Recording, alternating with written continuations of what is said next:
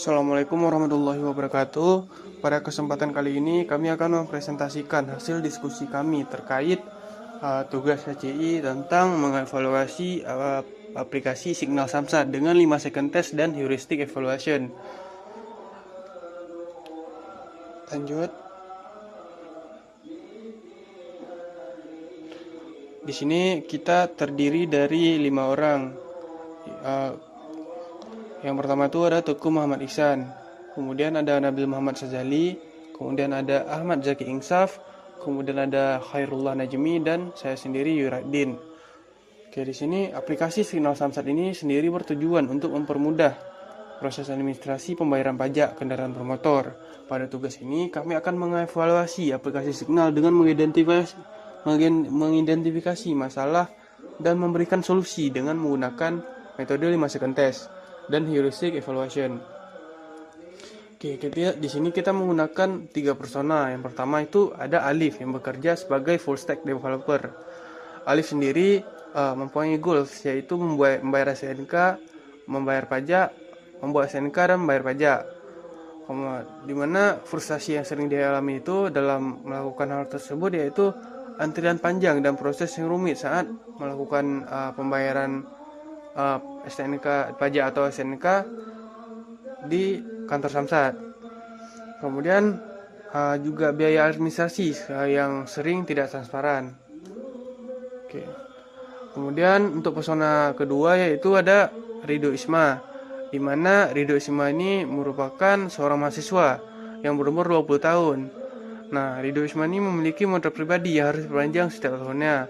Nah, di sini dia mengalami permasalahan di mana dia tidak paham terkait prosedur administrasi di kantor Samsat, sehingga dengan adanya aplikasi Signal Samsat bisa membantu orang-orang yang tidak memahami prosedur administrasi di Samsat untuk melakukan pembayaran pajak. Oke, lanjut.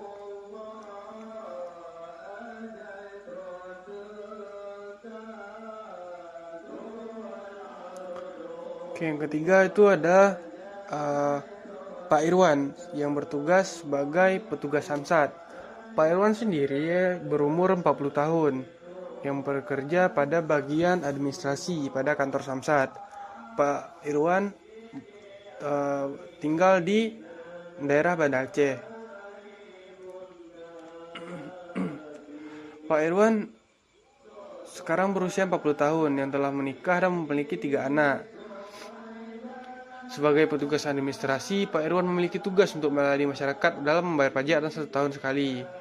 Ia juga bertugas untuk menerima dan memverifikasi dokumen serta mengambil data dari sistem komputer biasanya. Oke, lanjut di bagian tampilan awal aplikasi.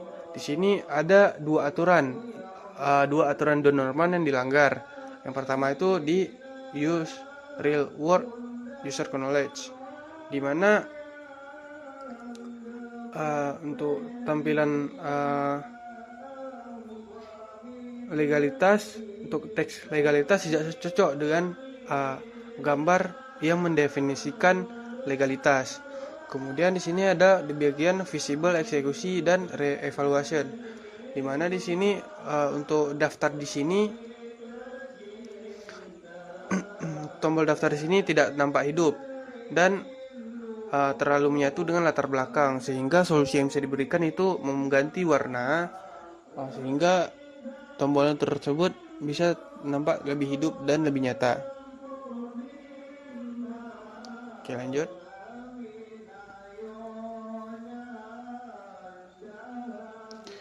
Kemudian di bagian halaman login itu ada di standardize, di mana di sini aturan norman yang dilanggar adalah standardize. Di sini tidak adanya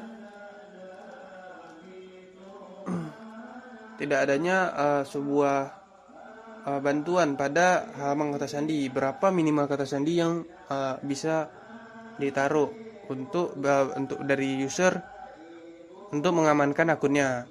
Jadi untuk solusi yang bisa diberikan yaitu menambahkan berapa minimal kata sandi yang bisa ditambahkan di bawah kata sandi. Oke. Mungkin selanjutnya akan dilanjutkan oleh kawan saya.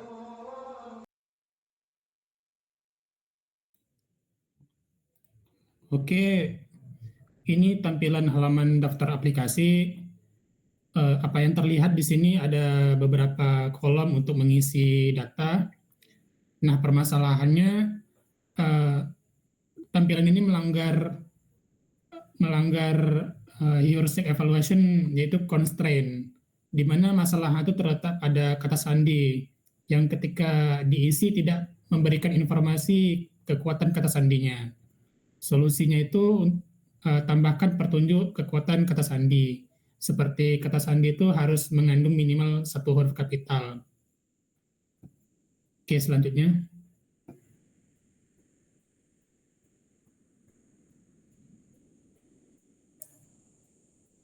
Nah, ini merupakan halaman tampilan beranda. Pada tampilan ini, permasalahannya terdapat pada visibility, di mana penjelasannya tidak singkat, tidak ada penjelasan singkat tentang apa gunanya fitur-fitur yang terdapat di halaman ini. Solusinya itu dengan menggunakan deskripsi fitur yang ringkas dan jelas. Oke, selanjutnya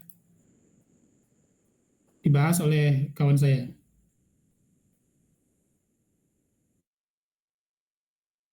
Lalu selanjutnya ada pada tampilan halaman profil, di mana kami menemukan ada beberapa aturan dan norma yang dilanggar. Untuk salah satunya itu adalah mapping, di mana masalah tombol keluar berada di bagian tengah.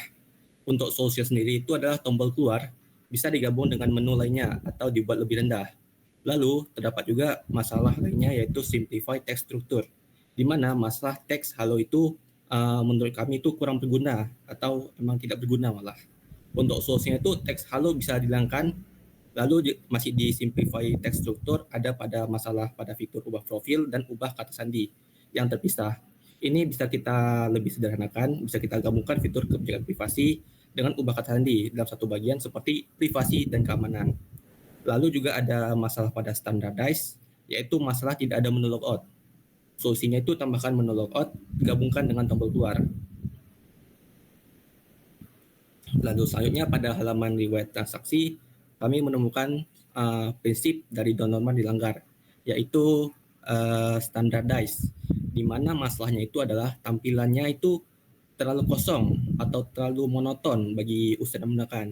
Untuk solusinya itu berikan sebuah teks yang berisikan dengan tampilan riwayat kosong untuk memberikan kesan yang lebih baik dan tidak monoton. Selanjutnya akan dilanjutkan oleh teman saya.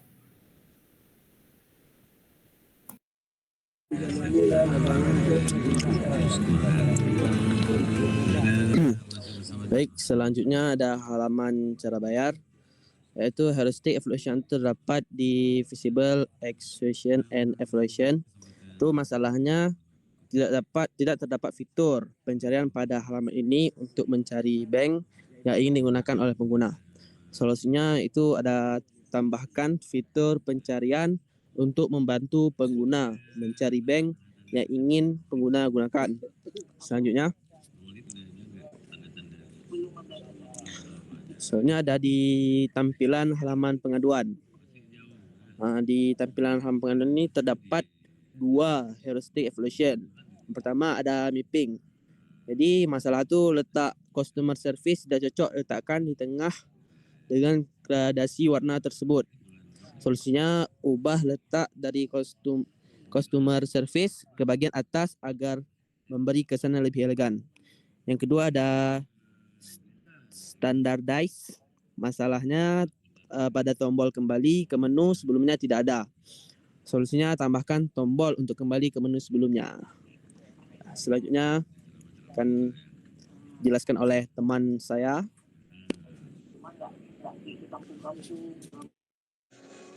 Baik, selanjutnya itu ada pada halaman peraturan. Di situ terdapat 3 peraturan yang di sana itu kurang modern. Nah, jadi lebih solusinya itu adalah membuat ubah desain aturan itu lebih modern, akan pengguna lebih mudah untuk mengunduhnya. Selanjutnya,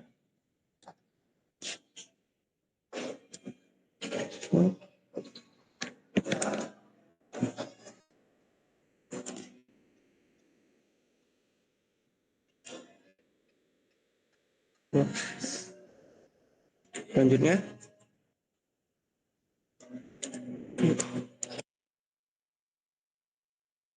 Baik, selanjutnya ada pada halaman frequently asked question. Di sini terdapat yang melanggar tuh simplified text structure.